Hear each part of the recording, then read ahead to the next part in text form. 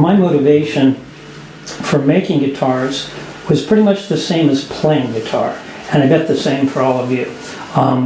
You play guitar to impress a girl, and that's what I did. And I was waiting for her to come home from school. I'd ridden my bike to her house, and I was sitting on the curb playing the guitar, and I thought, someone makes these. I wonder how they do it. And one of my blessings is my father was a commercial artist. Back before the internet, the stores would make displays in their window to show their goods, and especially around the holidays, do something special. So he worked in wood, plastic, metal, and he made things. And to me, it seemed entirely logical to make my own things. So I took my guitar apart that weekend to find out how it worked. And another great thing, my mother was the search engine. She was Google before computers. And if you were writing a book or doing an important paper, you went to my mother as the reference librarian at the library, and she would find the books for you. Now we do that seconds on the computer. Well, it took a little while to get that. My father's inspiration made me think I could do it. And my mother's inspiration was, now that you've taken your guitar apart, I think we'll learn how to put it back together. So the books she got for me were on guitar making, because that didn't exist, steel string guitar making. It was books on violin making. And therein lies the secrets of controlling the sound of the guitar. The secret to selling 1 million guitars a year is guitars are very loud. Marketing will take care of the rest. It's in guitars, for the most part, we don't need sophistication like a violin. The violin is this small instrument that needs to cut through the orchestra and go out to the concert hall. It has to be very efficient. And we're also looking for complexity of sound. And I'll go into the parts of sound here in a minute. There's parts of sound that you can control on your sound system at home. You can control the volume. The graphic equalizer allows you to make the bass louder or the treble lower. It allows you to control the tone, which is the bright sound, or the warm tone, which is more like talking underwater. Does that make sense? So tone is bright to dark. EQ, we'll call the graphic equalizer, is bass to treble. Unlike the sound system, we can also control the presence or the projection in the violin, so it sounds good to the audience, not to the player. So before I put you to sleep with that, our idea from the very beginning was to make guitars like violins, to control the sound. And from the very beginning, we really were a custom shop. Today, 75% of the guitars we make are for custom requests. The other 25% are ones that are our models that we think will please most of the people most of the time. And the thing that we do differently than the other brands that you see is we make each guitar with the sound that we want to have. So let's break down the sound for you. In a guitar, there's personal choices. This is no right or wrong. Everything that you can do on your sound system is a personal choice. If there was a right or wrong, they wouldn't give you knobs and sliders. So you're allowed to do that. And in the guitar, you also should make those choices personally. And I just described some of the things you can do with your sound system.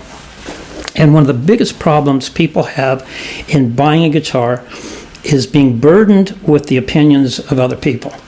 It's a music teacher, a minister, a player, somebody in a magazine, and things like that.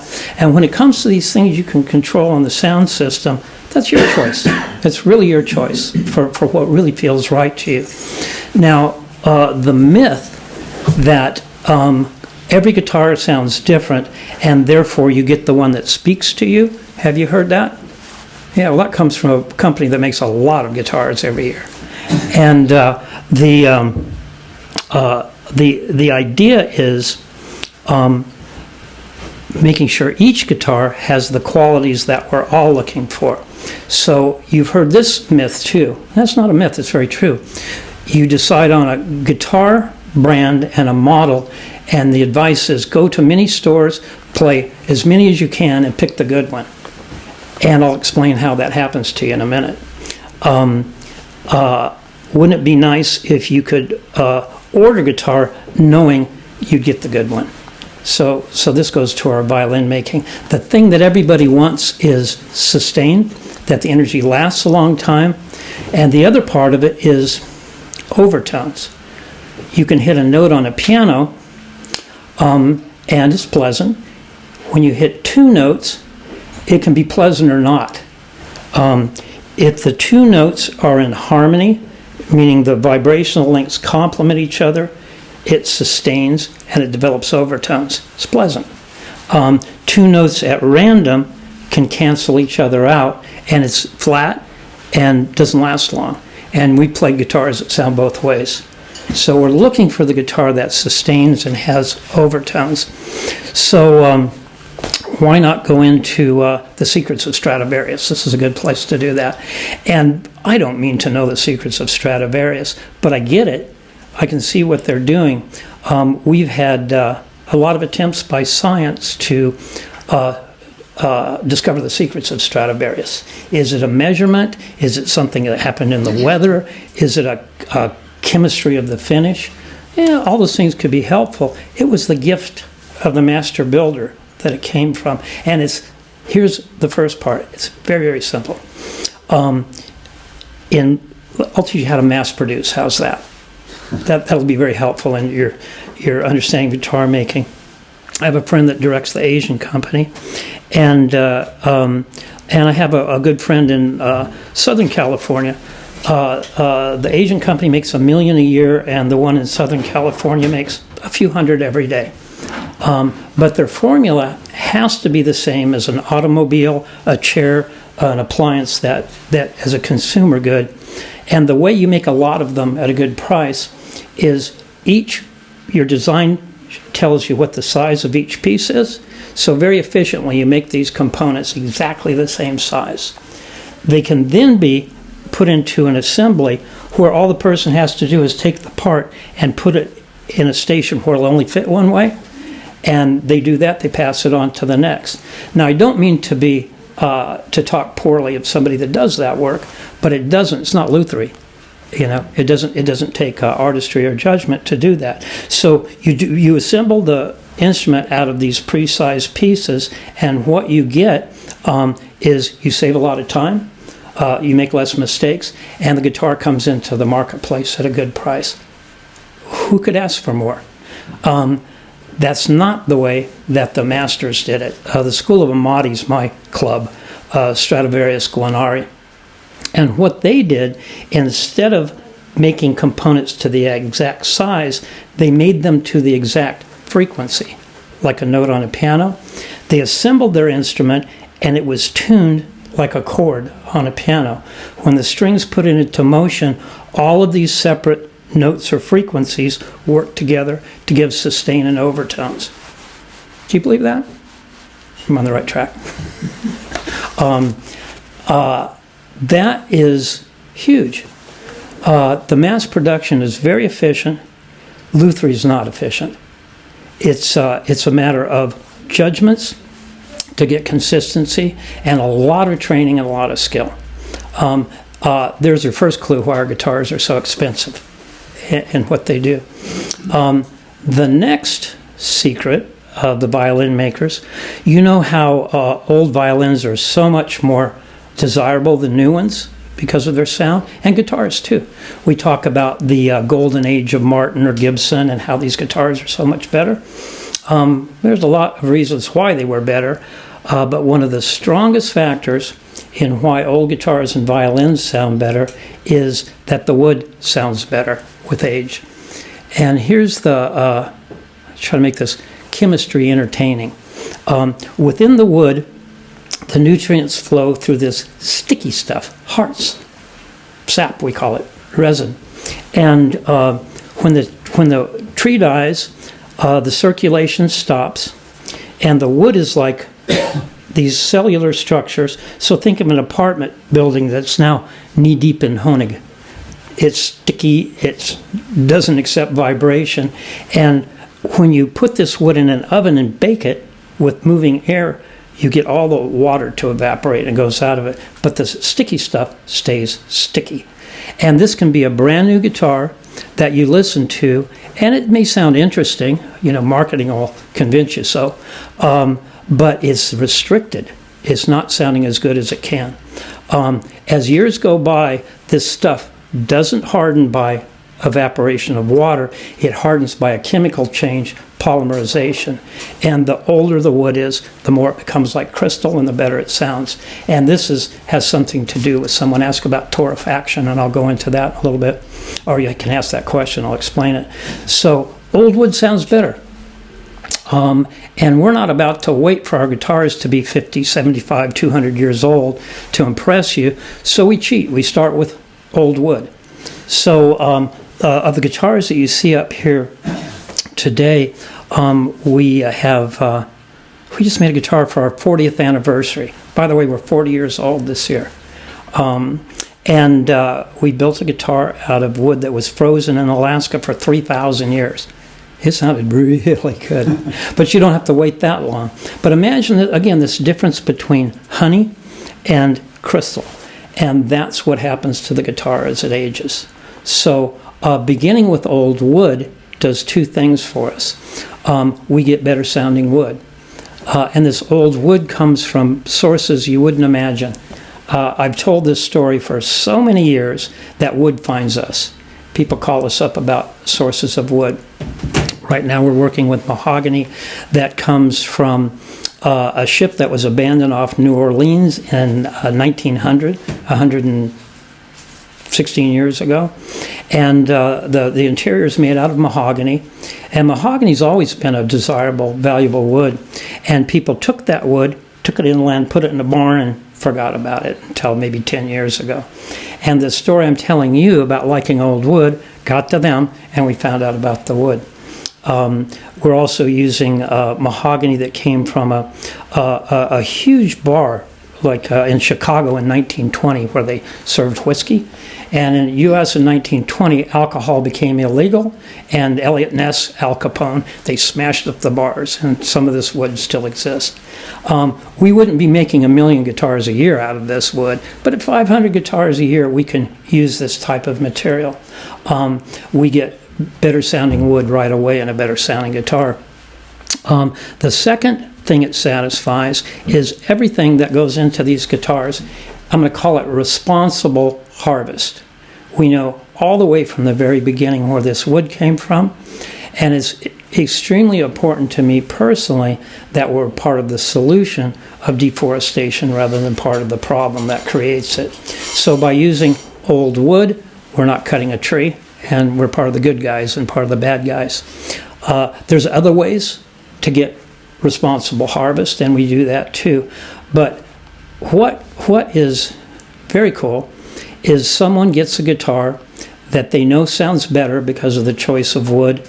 They know that it was responsibly harvested and it sounds better. So you got one of the secrets of Stradivarius, and I actually gave you the second one, which is build the instrument like you're making a chord on a piano.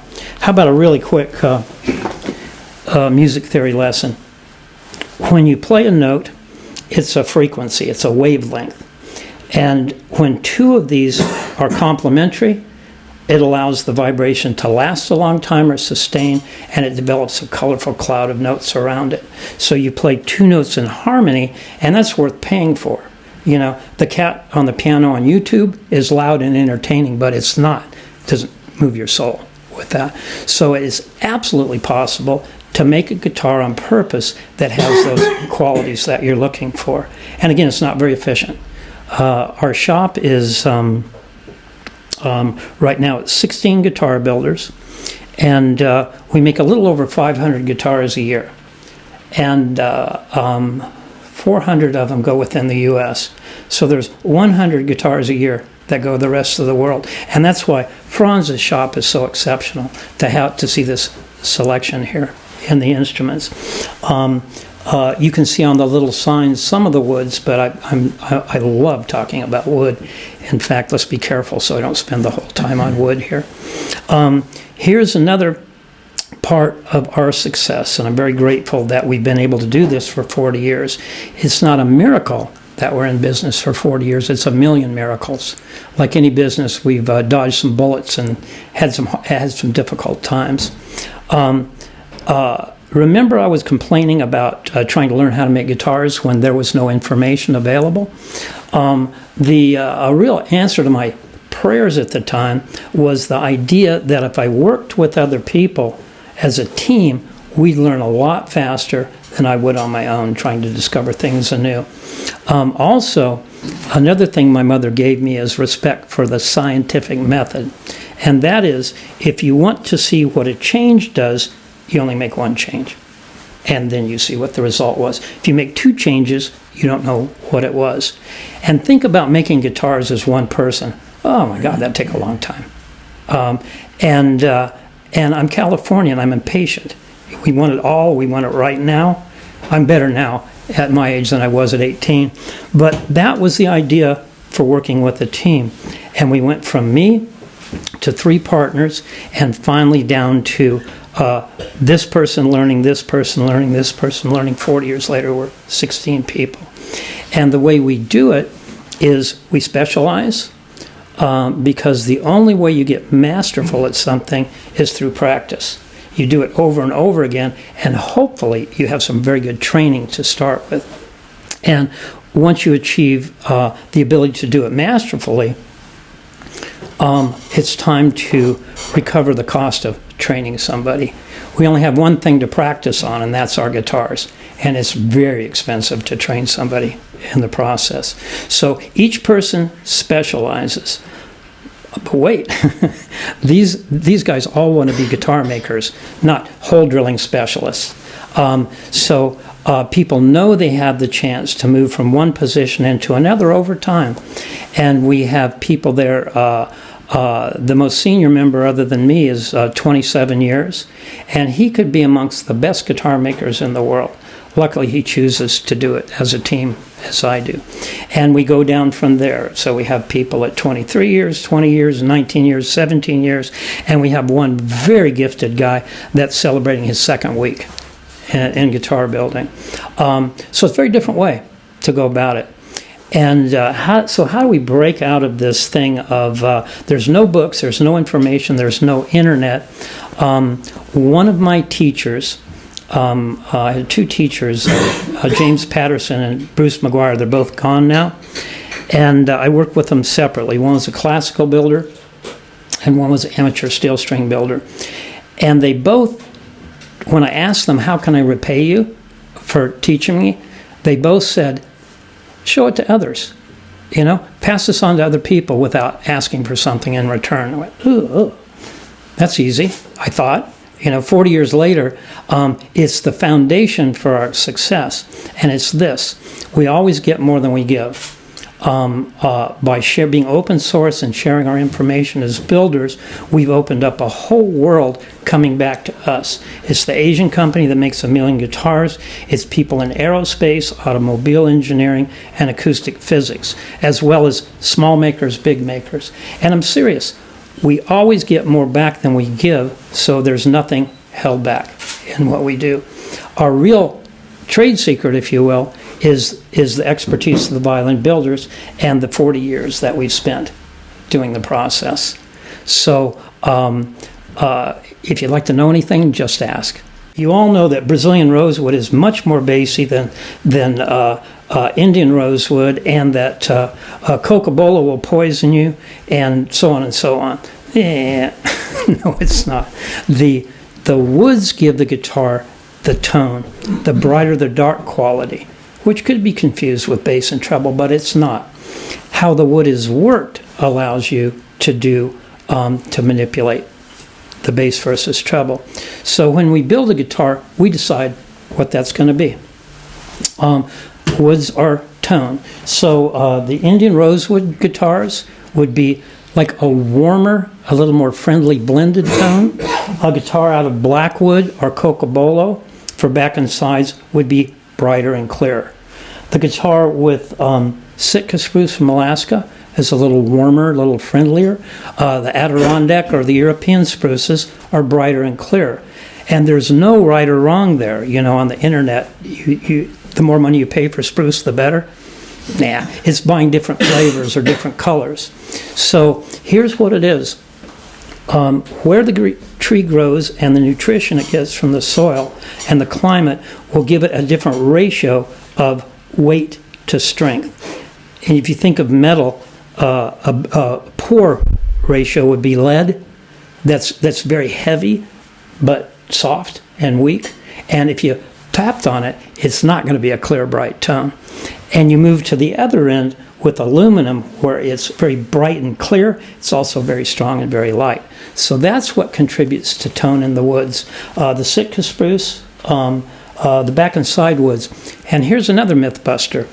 If you put a bright wood with a warm wood, they don't cancel each other out. It's like making a recipe with chili and pineapple juice, sweet and sour, you know, sweet and hot. You get a whole completely different thing. So that's tone. We were talking earlier about maybe brass bridge pens or something like that. That'll change your tone, you know, but let's not go there. So the next thing is, I was talking about bass versus treble.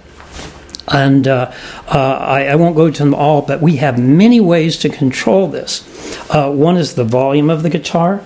The Dreadnought is louder and generally more bassy. You know, the bass slider is up on the graphic equalizer. And that's great for bluegrass, country, some singer-songwriter stuff. But those of you that are classical players wouldn't even take that guitar for free. You know, you want something that's very even, and you as the artist would decide which note to make louder or not. That's a function of the size of the guitar. Maybe you heard these terms, scalloped versus tapered bracing, or forward shifted X, or the stuff that Martin used to do in the old days versus now. They're not better or worse, they're just ways to move the EQ. And for a lot of people, when it's really loud in the bass, they think it's louder overall, because our human ears hear the bass frequencies more readily than the higher frequencies. So some people even just hit the low E string and, you know, decide whether the guitar is good or not. You classical players know better, you know, so do violin players. So this EQ, if you will, from the graphic equalizer is something that's done by how the wood is manipulated. It's not inherent in the wood. The size of the sound hole can change the bass to treble. And the placement of the braces, not just how they're shaped. So now we have tone and the EQ. But remember, what everybody wants is sustain and overtones. That comes from harmony. So in our factory, not our factory, the big factory, we make the braces on a machine, we make the tops on a machine. All the sizes are exactly the same. They go together and we get random frequencies, like throwing rocks at a piano. The living tree is composed of hard and soft, and when you cut 10 pieces exactly the same size, they will ring at a random frequency. So again, like I said, in the factory, we're putting together randomness. If you throw enough rocks at a piano, you'll get a chord every once in a while, the law of averages. So when you play an instrument that's made by assembling these precise parts, you can find a good one. You know, you can find a not so, but you'll find a variety of that. Back to the violin makers, they controlled that by tuning their components or tuning the whole to get the sustain and the overtones. So what does that mean to you guys? The cool thing is you don't have to remember any of this. When we talk to someone about making a guitar, a custom guitar, or advising them on which guitar to pick in Franz's store that's right for you, it's listening carefully to what somebody likes and what they want more of or less of. Usually we all have a guitar we love except for something. Not enough bass, the strings are too close together, Those are the kind of things. And in our line of models, you know, we have 18 different standard models that you can choose from, but we also know that there's not one right thing for everybody. And I'm going to strongly encourage you to choose one of the guitars that Franz has for your own. But if you play everything he has and there's something missing, we can do it. You know, we can find it. And again, this is not me bragging or boasting that somehow because our brand is cool that we can do things others can't. It's because we choose to do things differently. And one of the keys to that is I didn't begin this as a business. I began making guitars. I'm a little obsessive compulsive. That's all I wanted to do. And to support the habit of making guitars, you know, I went, oh, you could sell them. You could buy more wood, make more guitars. And that's really been how we built the business. So we're not a slave to target price in the market. If you're making 1 million guitars a year, you can be sure you pay attention to how much you pay for materials, how much you pay for the guitar makers, and hit your target. For us, we truly are motivated by doing the best we can. That's a funny thing in the modern market. I get a beautiful chance to go to Eastern Europe and give a talk to a company that builds guitars. And they visited us. We're a cultural exchange. Remember, we're open source. The more we give, the more we get. And technically, there were some things that they liked, but what they were really impressed with is how come everybody seems so happy? You know, why were people happy in making the guitars? And the explanation was, for me, is that everyone there plays guitar. It's not necessary, but they do. They play guitar. They love guitar. And they have a say. They're able to give suggestions for the business. In some cases, I let them have a program where they can put ideas into place. So they really become engaged and they're part of it. And they get to be guitar makers.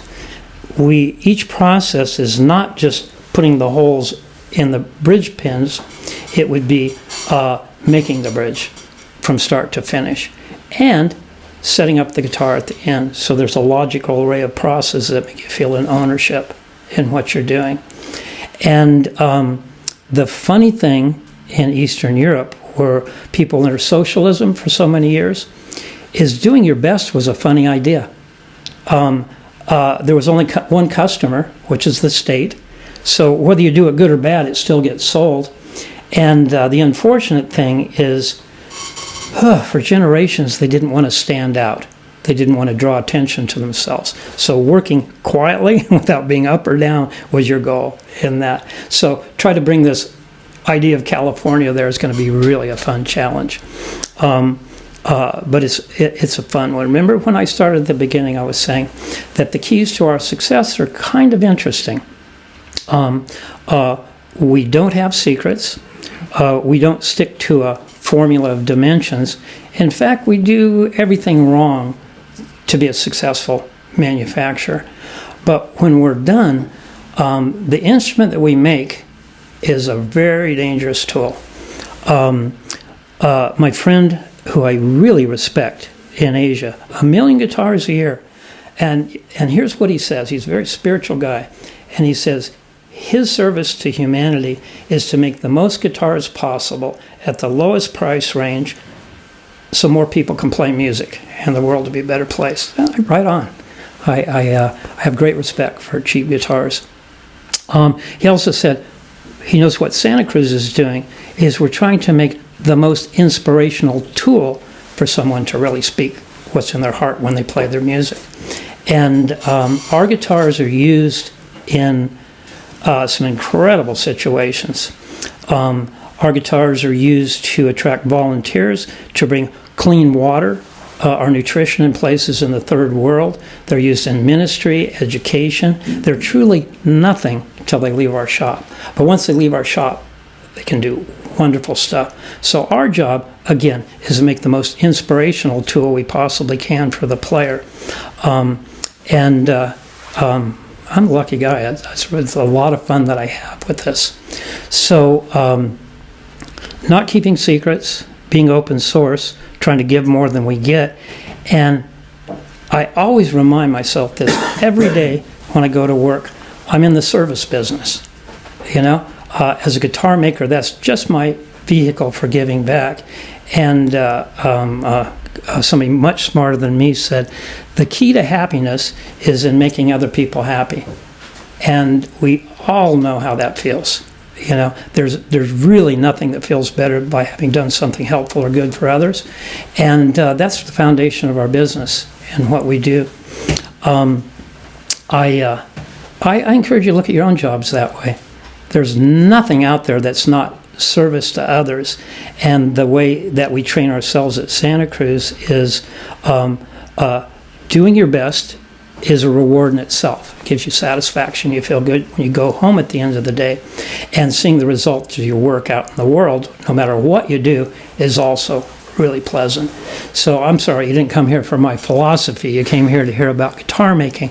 But when you play these guitars, that's what you hear. You hear the heart, the intent, the ethos of what we do. And I'm happy to answer any questions, although by now you may be afraid to ask questions. So again, I want to thank Dietmar from the bottom of my heart. He's very important to our success. And Franz for taking the great leap of faith in the investment in us. So, what else do you want to know? I can talk a long time.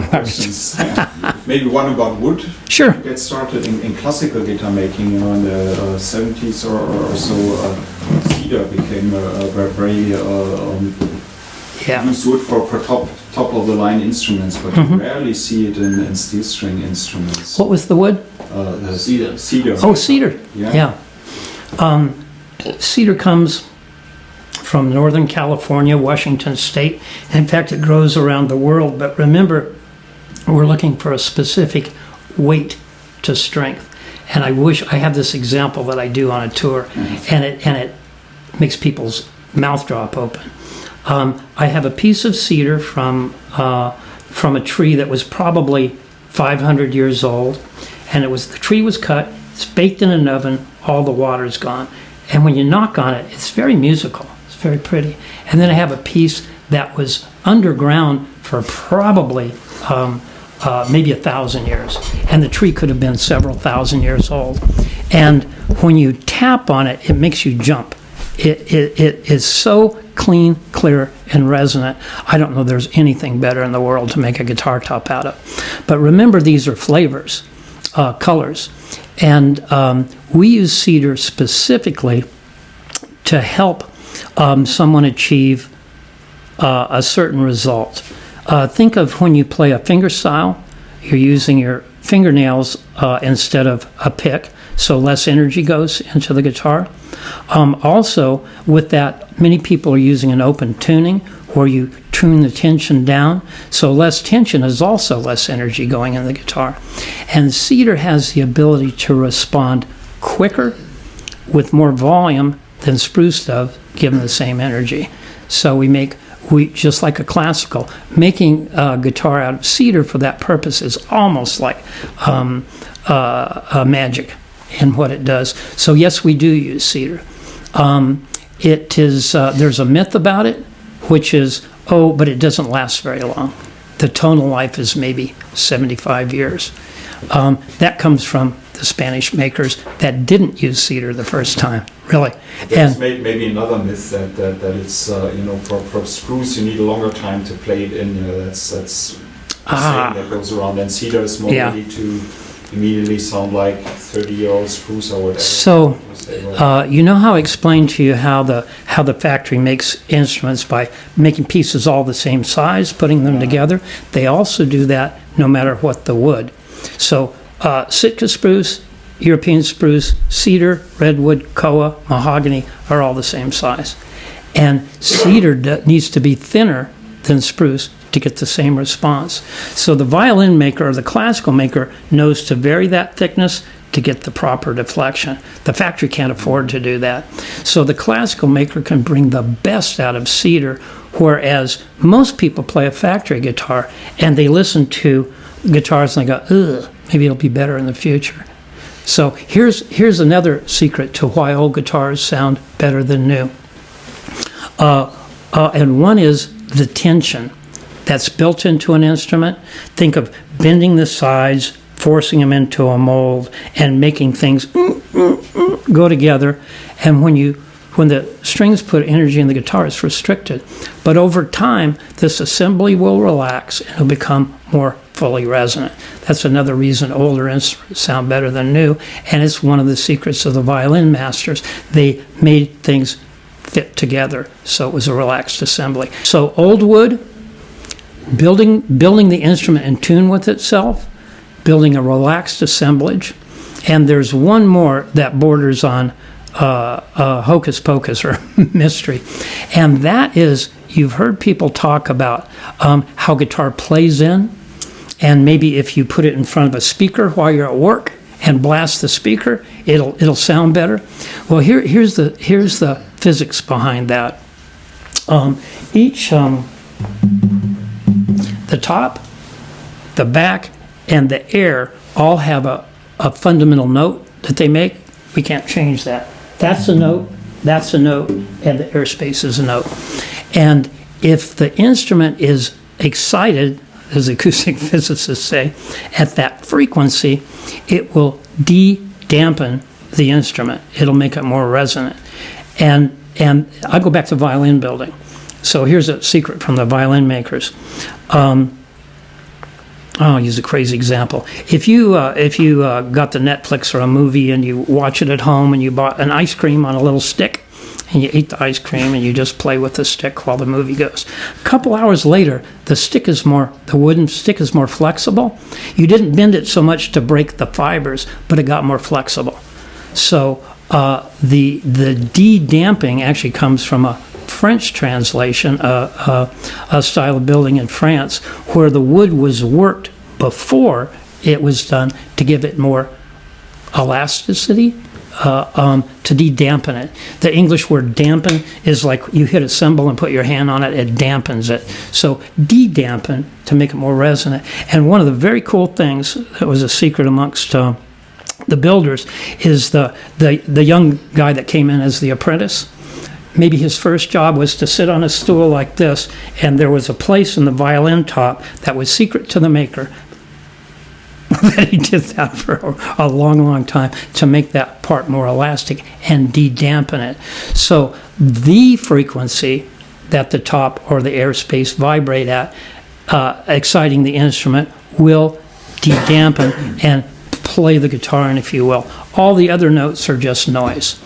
And to do it with the speaker is not very efficient. And I shouldn't tell you how to do this at home. It might be dangerous. But I have a dear friend, Roger Siminoff. Maybe some people remember his name. Roger developed a very simple thing. It's I'm sure you have electronic stores where people that can do hobbies make things. And anything that vibrates is a little motor with a weight off the center. And you turn it and it goes blah, blah, blah, blah, blah, blah, blah. And as you give it more energy, it goes faster. It's just like a frequency in a wave. So you have this little motor, and then you have like for the toy train, it's a transformer. You turn it up, it'll go faster. You turn it down, it goes slower. And if you tie this to the bridge, I don't even know what we call this, cable tie. It's a little plastic that you loop and pull tight, and make sure it's tight. Leave the strings on, and do it to that. And you turn your transformer until the guitar howls. Until it, whoa! When it hits the frequency that is its fundamental frequency, it will really howl. And the reason we don't make this for the marketplace is, can you imagine the insurance that you'd have to have, or somebody has a loose brace or something? But that effect over, let's say, 24, 48 hours, it'll be noticeable. There's devices on the market, but they're safe. And being from California, we don't like safe. We want it now, you know. So that is a way to imitate what happens over time in playing. But the biggest part of what's happening in the old guitar sounding better is the relaxation of the tensions from the build and the wood becoming better sounding. And the de-damping is proportionately, if the guitar is made in a factory really stiff, the de-damping could become a huge part of the sound. But if the guitar is made like I was describing, in tune with itself, resonant, put together under a minimum of tension, the de-damping is only a small part. So we don't de-dampen the guitars by doing that process. We leave that to the player in time. Whew. Did that give anybody ideas? In one of your internet videos, you are explaining this tonal behavior of your spruce on the sides of the backs. So I was asking me what are the goals this guy is selecting when it comes to harmony. So are you looking for unison behavior, or are you looking for a harmonic behavior? For example, in terzes or quarts or quints or something like this. So that's the question. Yeah, that's beautiful. I always kept in mind for this evening today. Here's a great, which interested me most. Thank you. Here's a great secret from Santa Cruz Guitar Company. Harmony. Harmony is when two vibrational lengths, or 3 or 4 or 5 or 10, are complementing each other, and it doesn't interfere with the energy. It lasts a long time. So that's harmony. Harmony allows sustain, and it develops the overtones. So if you want to get all three, you only have to measure one, because they all can't exist without one. You can't have sustain or overtones without harmony. I wish I brought a guitar top. When we shape the braces, the first thing we do is we shape them for the proper EQ for the instrument. But then we tune them so that each brace rings as a note to make a chord. And to measure each one and what it was would drive me insane.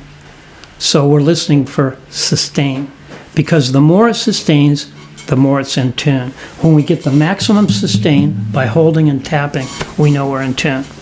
So people, does that make sense? Yeah. Okay, so people are always asking me, to properly voice and tune a guitar, you'll need to know the fundamental frequencies, and the back should be half a semitone off the, and I go, I don't know how to do that.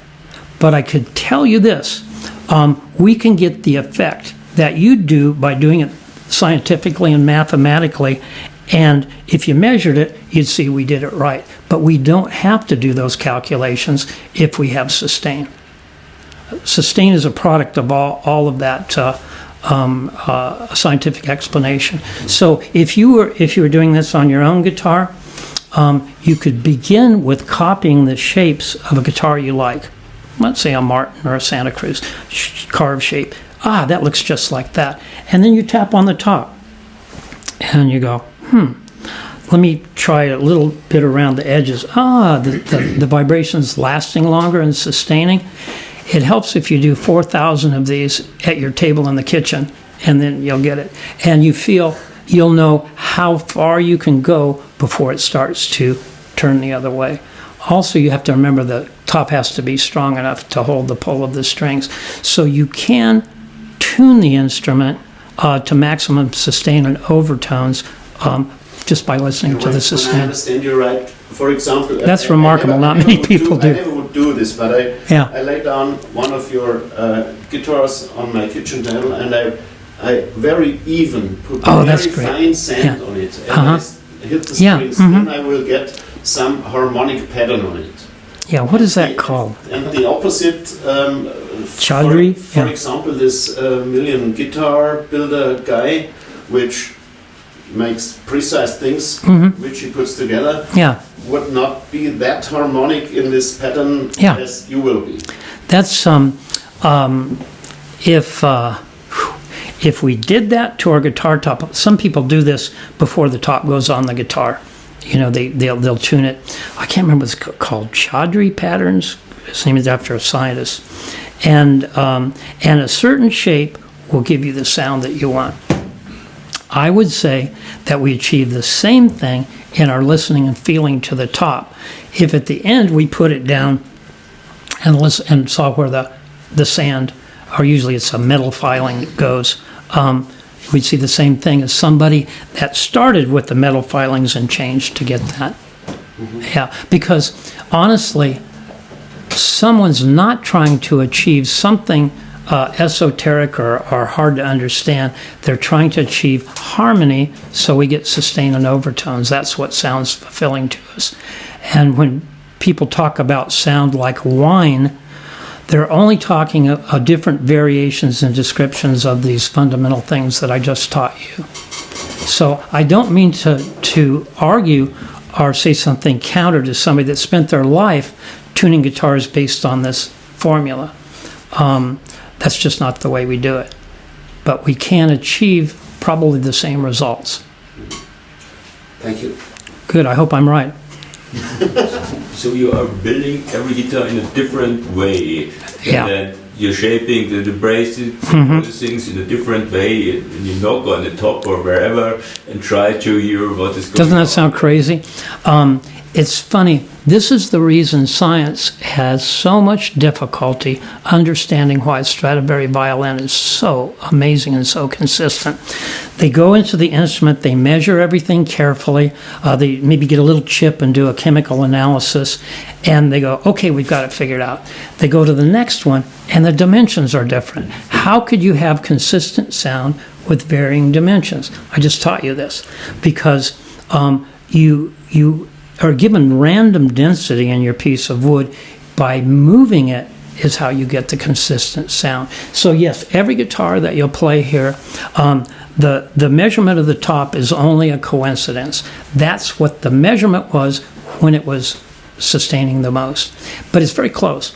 We work within probably 2.9 and 3.2 millimeters. So it's only about that's a lot, 0.3 of a millimeter in this.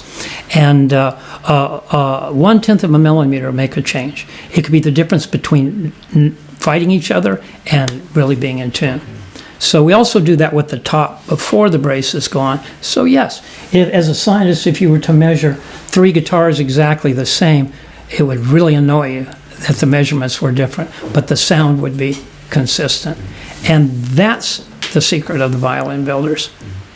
I think it's funny that somebody from California that's only been making guitars for 40 years would think they know the secrets of Stradivarius. I say it out of utmost respect. In fact, I find it disrespectful when science says the reason these violins were beautiful is because of the little ice age, that the wood was special. It's discounting the gift of the masters that built. I heard some questions before we started that I really liked. I could ask you to ask them, or I can spoil it and give the answers. You mean the one about projection? Yeah, I love that. I love that. So classical guitar, maybe just to okay, I think this is very cool, and it's not my idea. And I've had a chance to hang with some very important Spanish builders, some violin makers, and those guys don't give secrets. The Spanish guys are very macho. They'll let you know by the watch that they wear, and they're not about to give away the secrets they got from the master. And the old style was the master passes the secrets to an apprentice who does it in a line. And something happened in the U.S. Maybe 45 years ago. We started making guitars, and we didn't know how to do it, so we began talking to each other. And our body of knowledge grew together and expanded. So I I found this out from my classical guitar trainer, and I learned it in violin, and it was verified by some famous Spanish builders. Once I told them what it was, they were like, "Ugh, how did you know this?" So this is pretty simple. You know, when you look in the sound hole of your guitar, you see the little slotted pieces of wood that run around the corners. That's when the guitar top is put to the sides and the cut is made for the binding. The top sits on those, not the sides. It sits on this material. And that's a big secret of how you control the projection of the guitar. So here I'll use a imaginary Spanish builder. The luthier makes his name and reputation on making a guitar for the master. You know, Segovia, Richard Gallen, somebody that's playing and performing. And from that, he's able to make his living and pay the rent off selling guitars to students, people that want to sound like the master. And those two guitars have a different purpose. The one for the master really is going to send as much energy as possible out to the audience. To sell them to the student, you want it to sound the best here while they sit in a chair and decide whether to buy it or not. And this comes from violin making. The violin must project as efficiently as possible. Who cares what it sounds like back here, like a speaker cabinet? We want the energy out here. So here's how this is done. If you look into a violin or some classicals, you'll see these are white. If you look into most American steel strings, they're brown. What's going on here? Remember we talked about cedar and how resonant it was, how beautiful sounding it is? We call them linings, like the violin. If you make this out of cedar, when you pluck the string, it's like dropping a pebble in a pool of water, and that ripple moves to the edge. When it contacts the cedar, it moves very readily into the sides and the framework of the guitar, and the player gets volume.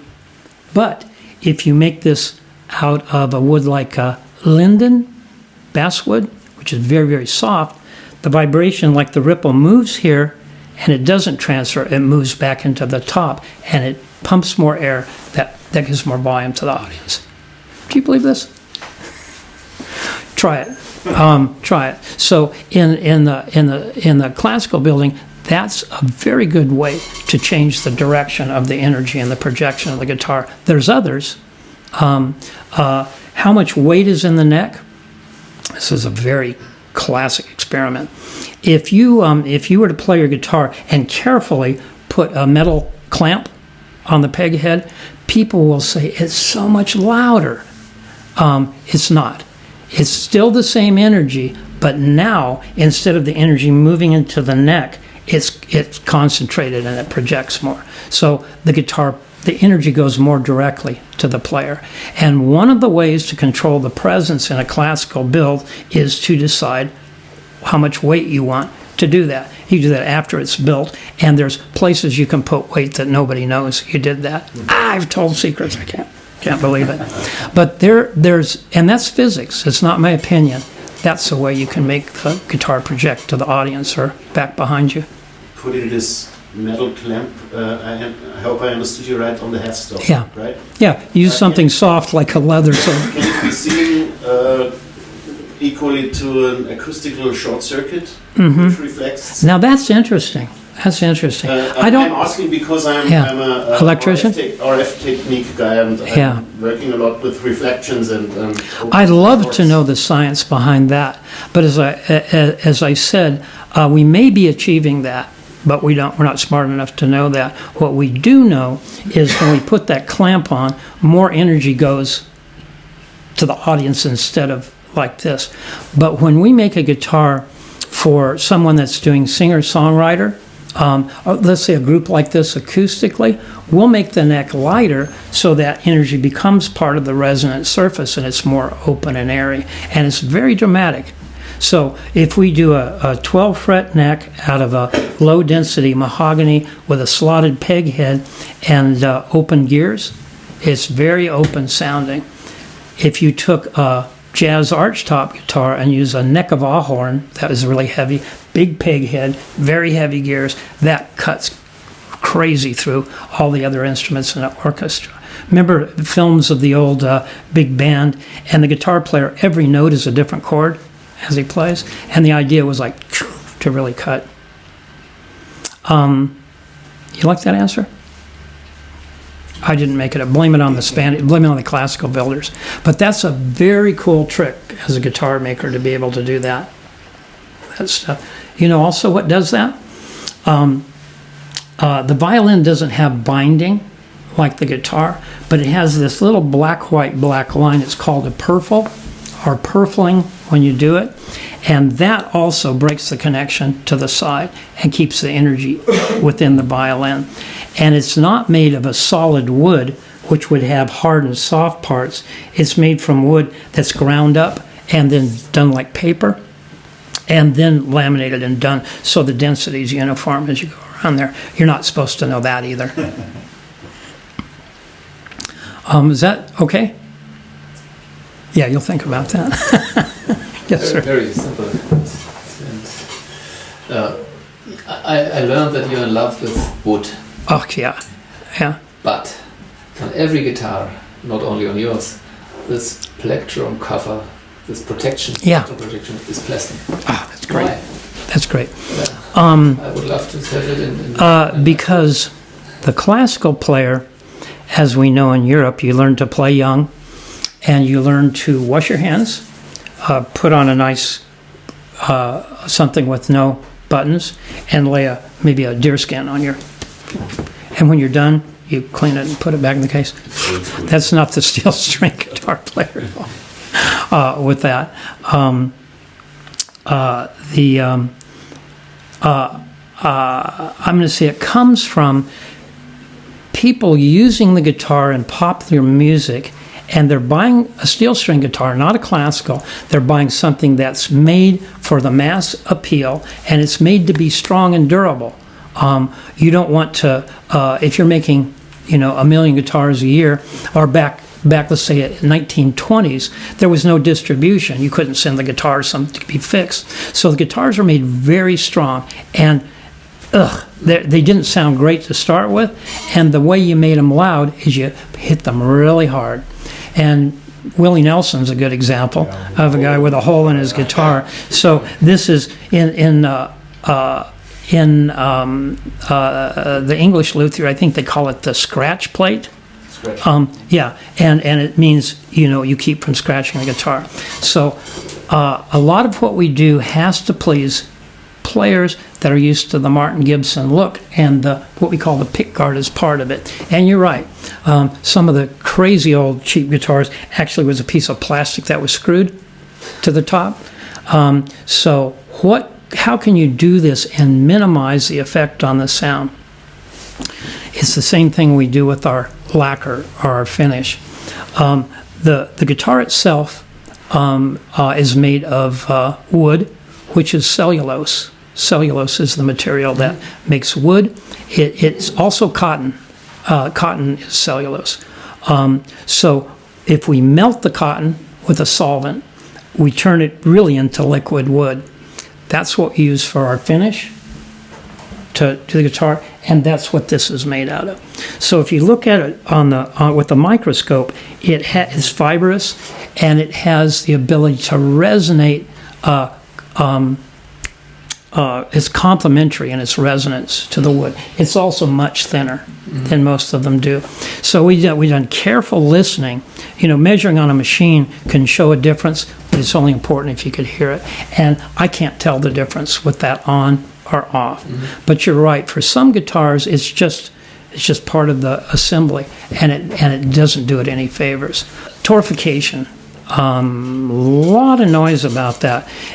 When we first heard about it, it was a very special process, very expensive on very few guitars. Now we see guitars advertised at $300 US with this process, and it's a way to make wood have more of the qualities of old wood than new wood.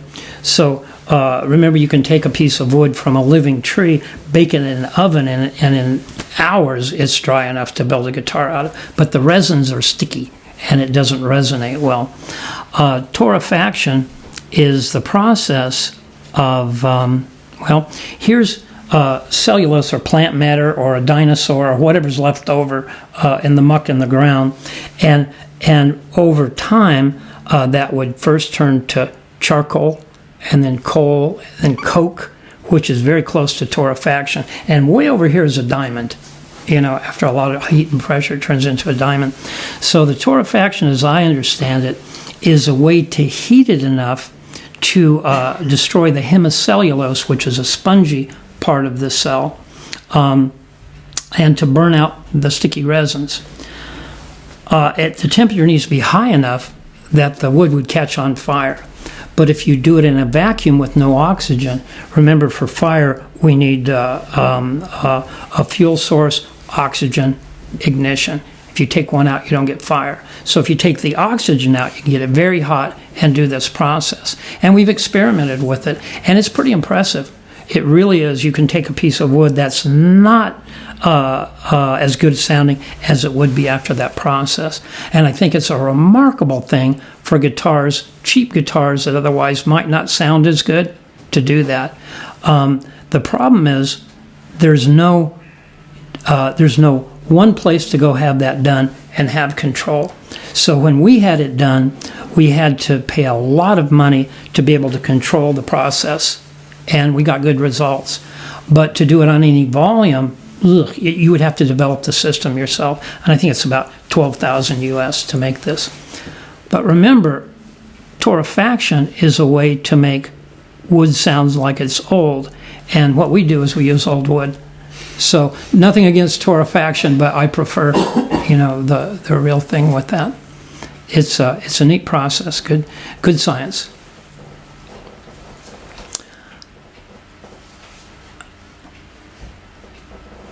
Can you say anything about the strings you use? Do you have to think about what strings will I use on this guitar afterwards before building it? So you have to imagine the connection between strings and guitar. And how do I find the right strings for my guitar? Once you hear my answer, you'll think I paid him to ask this question.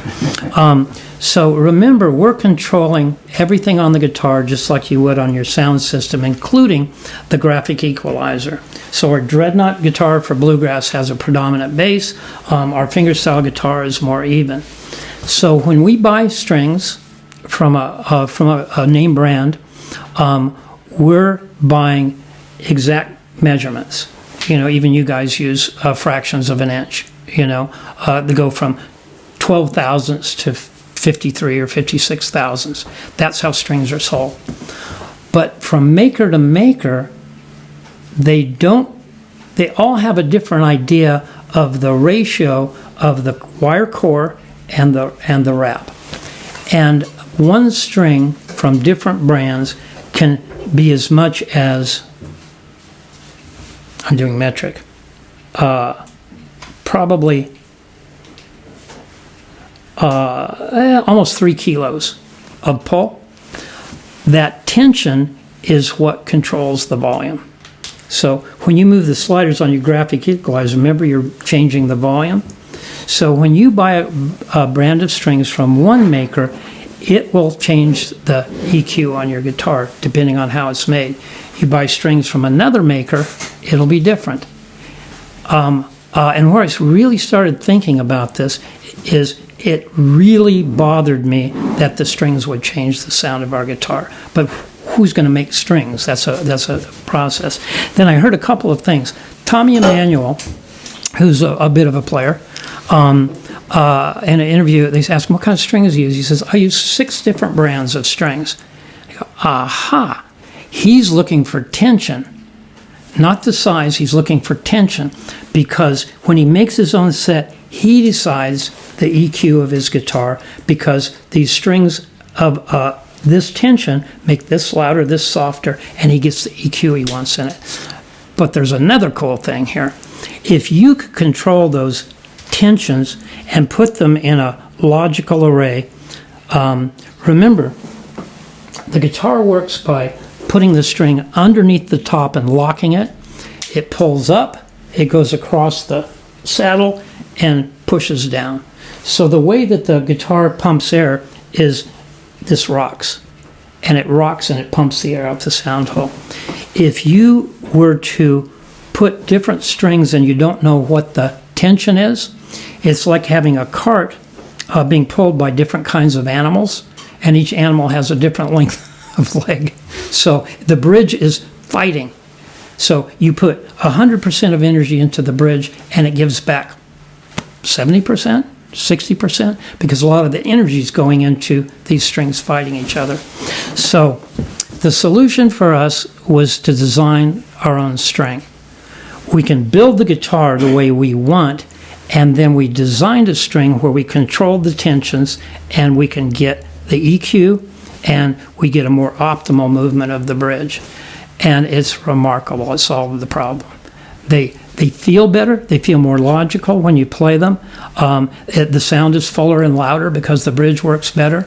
And we get the EQ that we want. And that was a great solution.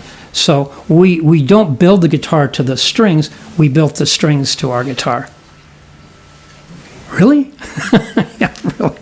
And that we took 12 years on that project.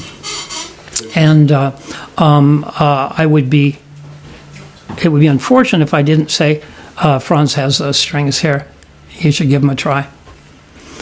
What you'll notice different about them is where the wrap rounds around the ball that you put in the guitar and the bridge pin holds in. It's not a little donut of cheap metal. It's a solid pure brass ball, and the winding is very precise. And then I explained the other attributes of that. What we had to do is we had to get specialty precision wire that then the wrap goes around, because all gauges are the same. Ours are, the reason we don't put the gauge or the size of the string is we had to go, let's see, in thousandths of an inch.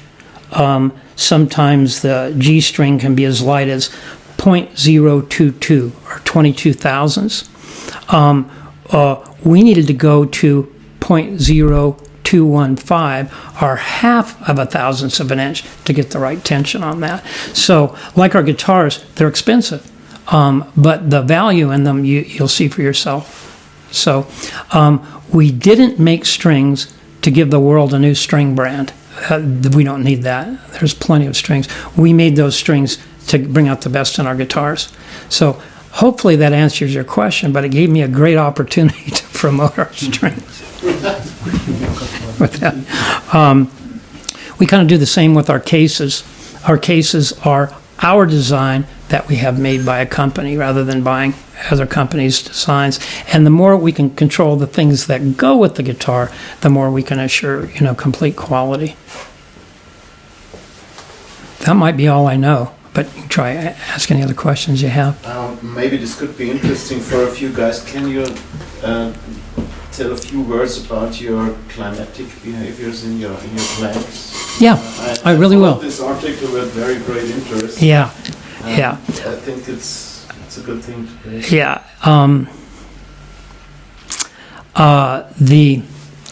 The humidity, the amount of moisture in the air, is the thing that affects the guitar the most. Wood is called hygroscopic. It'll take on moisture and lose moisture, unlike metal that won't. So where there's a lot of water in the air, when it's humid, the guitar takes on moisture. The top will rise up. It'll sound a little bit dead. When it's dry, the top will come down and shrink, and it'll sound good, but it also might crack. So the solution is to build the guitar right in the center of the world.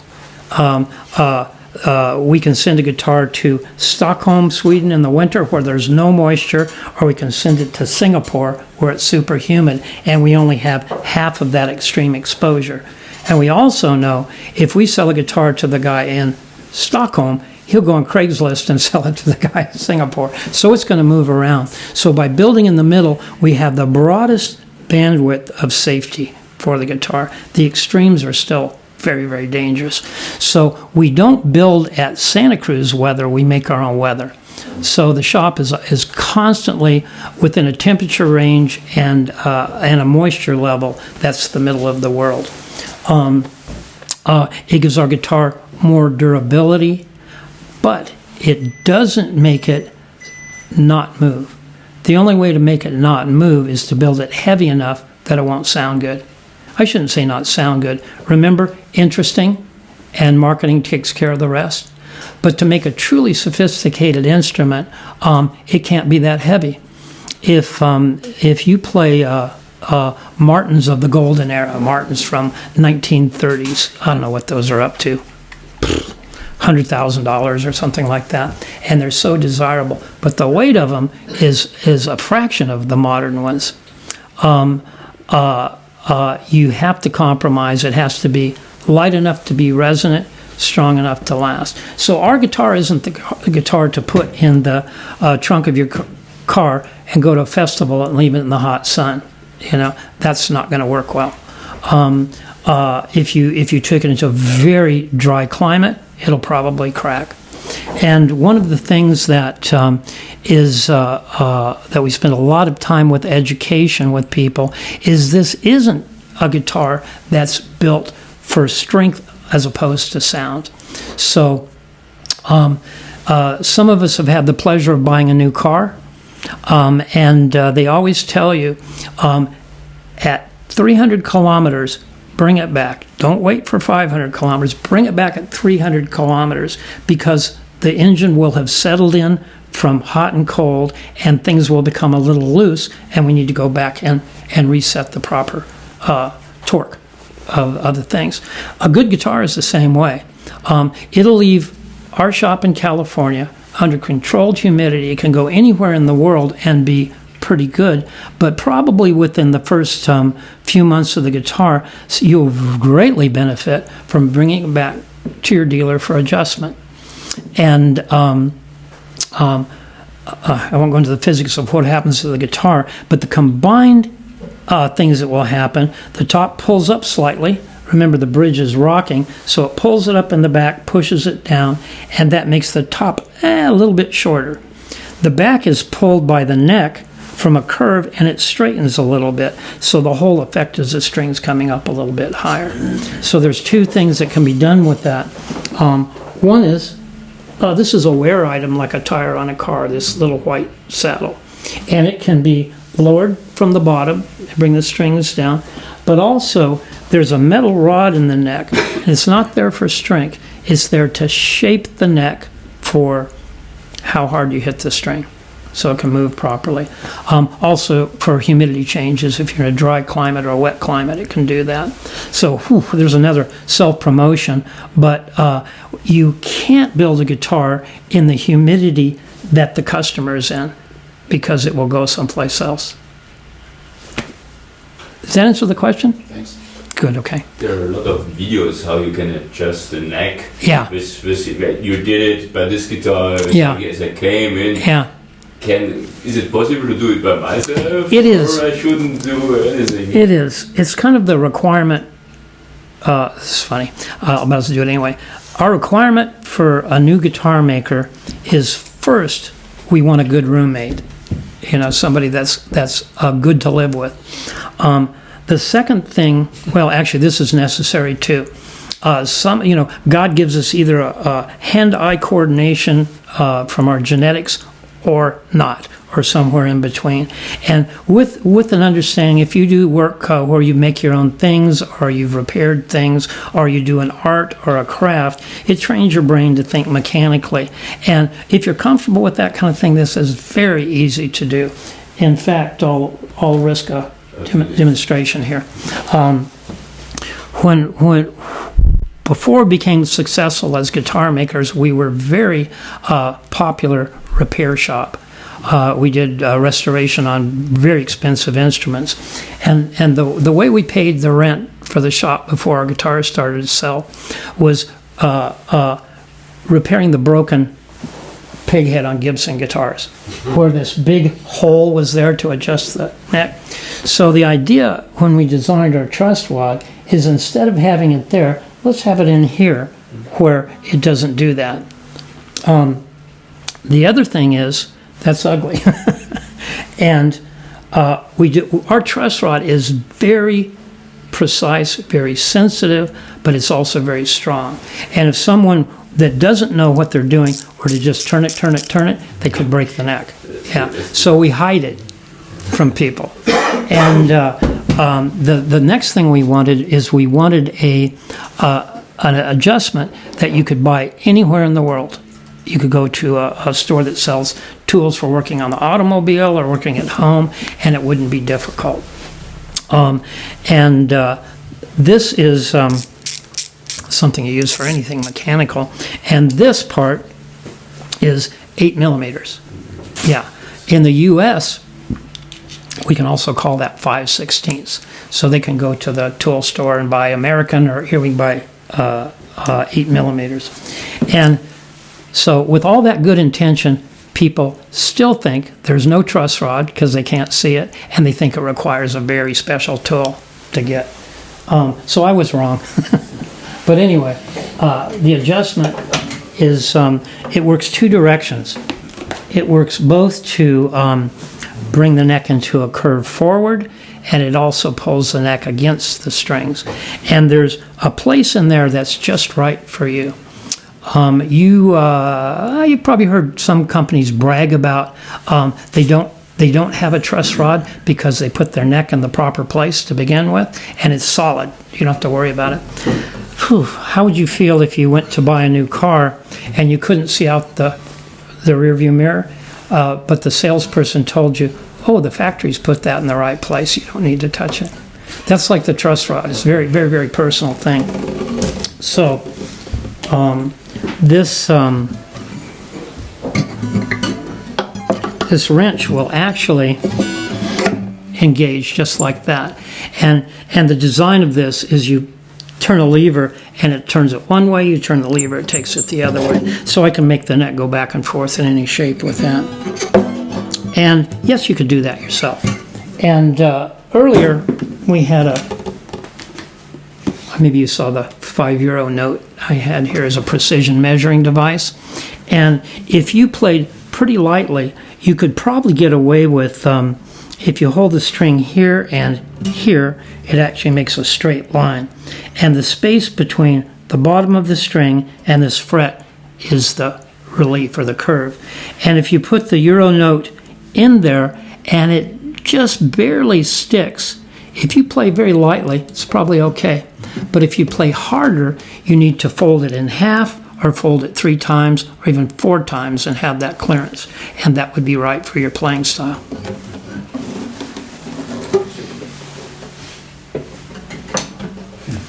The string doesn't move how we think it does. It is crazy. Guitars were built forever based on the idea that when you fix the string here and you pluck it, it gets fuzzy here, so it must move the most in the middle. And that's why the truss rod was developed, to put this curve in that would complement that movement.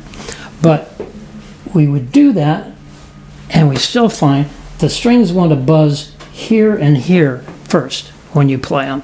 Don't know why that is, but the common practice was, if the guitar is really cheap, who cares? You sell it anyway. The more expensive the guitar is, the more likely the shop will go in and file those frets a little bit until it goes away. If the guitar is really expensive, the maker does that, so you don't get a buzz there. And what we found out was the travel from the top of the distance the string moves from the top of the fret to the board, the more it travels, the sharper the string becomes and more out of tune.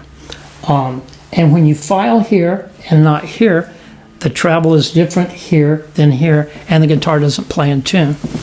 But that's what we're used to. That's the sound we're used to on guitars, is not quite in tune. So we studied the movement of the string. Does a strobe light translate well? It's a light that blinks really fast. So we made a line of them and watched the string, and it puts the string into a slow motion. It's amazing. When you pluck the string, that's 100% of the energy. So the string moves more here than it does here. So we need the most clearance here. And when you play it here, it's like jumping out of a waterbed. It bounces here. That's why this was rattling. So we changed our style. Instead of filing these frets, we shaped the board before the frets go into the proper shape. When the frets go in, the tops of the frets are in the right spot, and it plays more in tune and more consistent with tone. That is really hard on the wrist. You know, somebody training to do this maybe takes 1 year to get masterful, and they maybe have 1 more year before they have to stop.